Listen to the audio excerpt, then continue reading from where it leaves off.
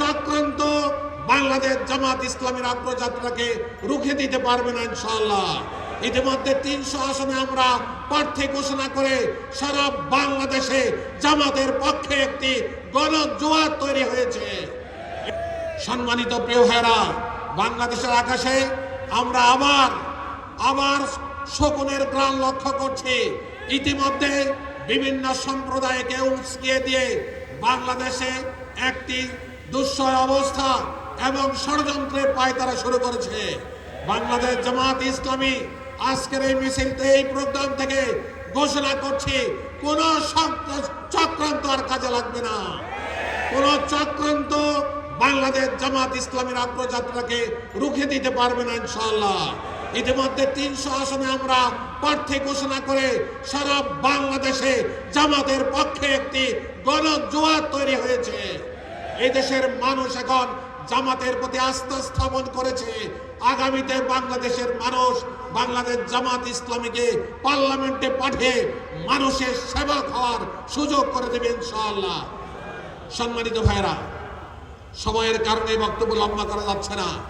আমি মোহাম্মদপুর আসিকে আশ্বস্ত করেছিলাম আমার বিভিন্ন বক্তব্যে এখানে বেশ কিছু সমস্যা, ইতিমধ্যে আমি সমস্যাগুলো চিহ্নিত করেছি। আপনারা জানেন বসিলা 4 রাস্তার যে যানজট, ইতিমধ্যে সেই যানজটকে শহরীয় পর্যায়ে নিয়ে আসা হয়েছে। বসিলার যে 4 রাস্তা, 60 ফিটের যে রাস্তা, সেই রাস্তার কাজ ইতিমধ্যে আমরা শুরু করেছি।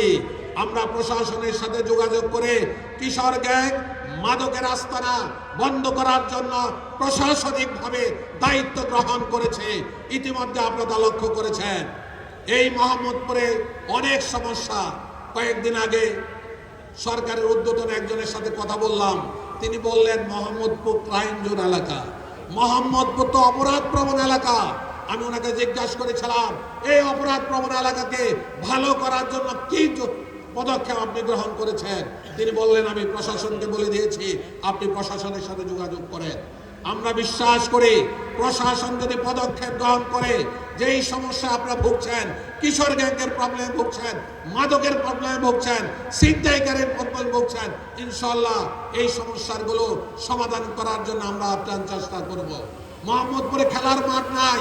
আমি বলেছি যেই সব জায়গা জোর জবরদস্তি করে 15 বছর বন্দি করে রাখা হয়েছিল, 15 বছর ধরে রাখা হয়েছিল, সেগুলো আমরা দখলমুক্ত করে ইনশাআল্লাহ খেলার মাঠ তৈরি করে দেব। কমিউনিটি হসপিটাল নেই। আমি সব জায়গায় চিকিৎসা ব্যবস্থার জন্য যে চিকিৎসা আয়োজন করেছিলাম, ফ্রি মেডিকেল ক্যাম্প করেছিলাম, সেখানে বলছিলাম প্রয়োজনীয় আমরা চিকিৎসা ব্যবস্থার জন্য কমিউনিটি হাসপাতাল তৈরি করে দেব ইনশাআল্লাহ। সম্মানিত ভাইরা, সর্বোপরি বাংলাদেশ জামাত ইসলামী একটি মানবিক বাংলাদেশ তৈরি করার পক্ষে।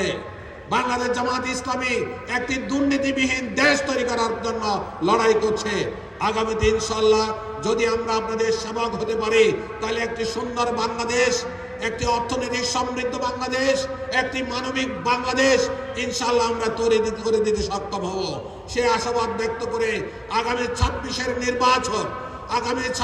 নির্বাচন সকল ষড়যন্ত্রে উপেক্ষা করে ইনশাআল্লাহ আমরা ভোটের মাঠে জয়লাভ করব, এই আশাবাদ ব্যক্ত করেই আমি আমার বক্তব্য শেষ করছি।